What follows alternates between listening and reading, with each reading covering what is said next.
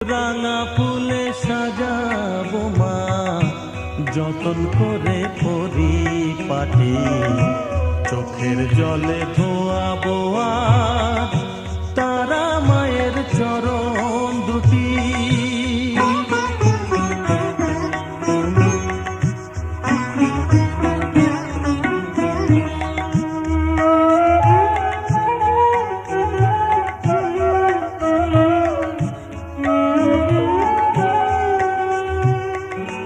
তুই মা তারা শ্মশানবাসী, ঘর ছেড়ে মা পরবাসী।